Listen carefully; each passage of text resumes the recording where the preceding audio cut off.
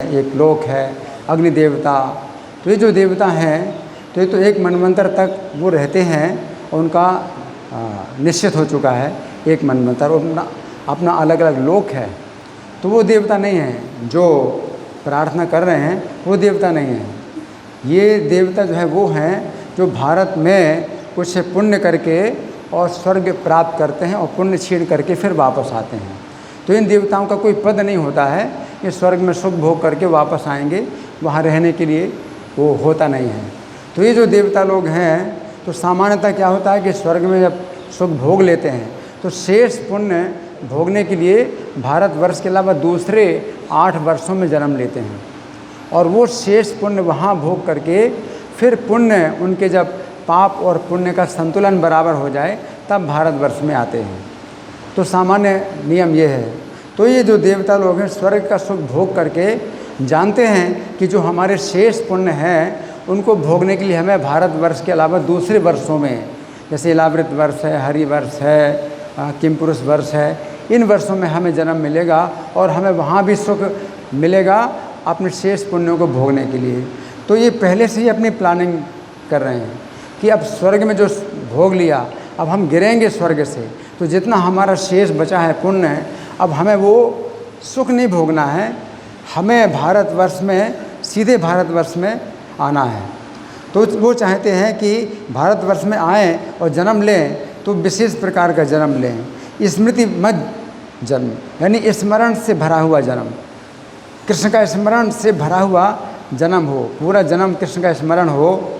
ऐसा जन्म, एक ऐसा विशेष जन्म जो है हमें भारतवर्ष में मिल जाए। और नहीं तो भारतवर्ष में भी जन्म मिलता है तो कई प्रकार का जन्म मिलता है और सब भूले रहते हैं और भजन कभी करते नहीं, ना भजन करने का अवसर मिलता है।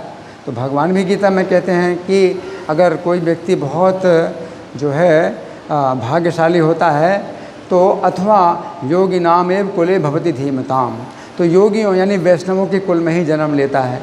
एतद् दुर्लभतरम लोके जन्म दीदृशम, तो ये दुर्लभतर जन्म है।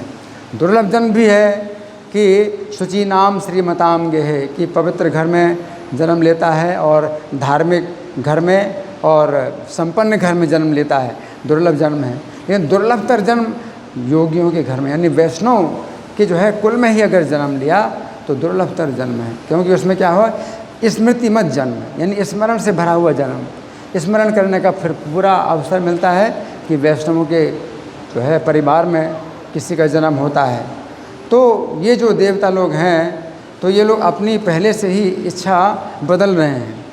इनकी इच्छा थी भोग करने की तो स्वर्ग में चले गए, अब पछता रहे हैं कि हम यहाँ पर भोग करके हम जो है अपना सब पुण्य जो है ख़त्म कर रहे हैं और जो भजन करने का जो अवसर था फिर हमें नहीं मिलेगा। तो हम चाहते हैं कि अब जो हमारा शेष पुण्य बचेगा स्वर्ग में रह करके, तो अब हमें दूसरे वर्षों में जन्म नहीं लेना है कि वहाँ भी सुख भोग करके अपने पुण्यों को छीण किया जाए। तो चाहते हैं कि भारतवर्ष में हमें जन्म मिल जाए। तो उनकी इच्छा अगर ऐसी बदल जाती है तो उनके जो पुण्य हैं तो उनका फिर जो है प्रयोग इस प्रकार से हो सकता है कि वे भोगों को ना भोग करके उनको जो है वैष्णव परिवार में जन्म मिलेगा, भारतवर्ष में जन्म मिलेगा। तो ये जो है स्वर्ग में उनकी ऐसी इच्छा हो रही है।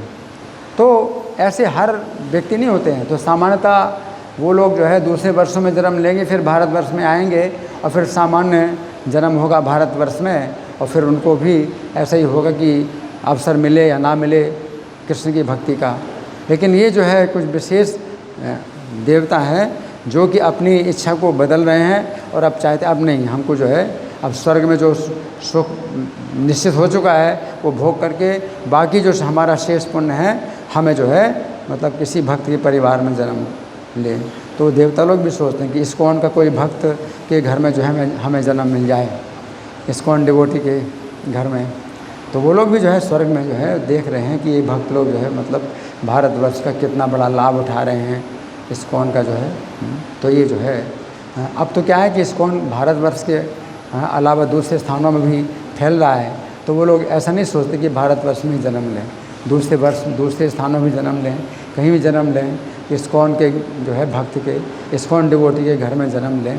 तो वो चाहते हैं कि स्मृति मत जन्म, स्मरण से भरा हुआ जन्म हो, कि पूरा जन्म जो है कृष्ण का स्मरण हो, तो ये जो है हमारा जो है मतलब हमारा पुण्य का जो है सबसे बढ़िया ये उपयोग हो जाए। हम जो है पुण्य को ख़राब नहीं करना चाहते, अपना पुण्य नष्ट नहीं करना चाहते हैं कि वो इंद्रिय तृप्ति का जो है अवसर मिलेगा, और दूसरे वर्षों में हमें इंद्रिय तृप्ति का अवसर मिलता है तो कृष्ण का स्मरण होता ही नहीं है। तो यहाँ भारतवर्ष में जो है उतनी इंद्रिय तृप्ति का अवसर नहीं है। आप इंद्रिय तृप्ति करते हैं तो और परेशानी होती है। तो अच्छा यही है कि भारतवर्ष में इंद्रिय तृप्ति का इतना अच्छा अवसर नहीं है। आप ज़्यादा खा लेते तो भी परेशान हो जाते हैं, ज़्यादा कुछ भी इंद्रिय तृप्ति करते तो परेशान हो जाते हैं। तो अच्छा है कि फिर कष्ट में फिर कृष्ण का स्मरण करेंगे, कृष्ण का भजन करेंगे तो भारतवर्ष में कष्ट भी मिलते हैं, तो हमें कृष्ण का स्मरण करने का कारण भी बन जाता है। तो वो जो है अच्छा है कि भारतवर्ष में जन्म मिले और भक्त के परिवार में जन्म मिले। हरे कृष्ण। कोई प्रश्न है? चलो प्रभुपाद की इसका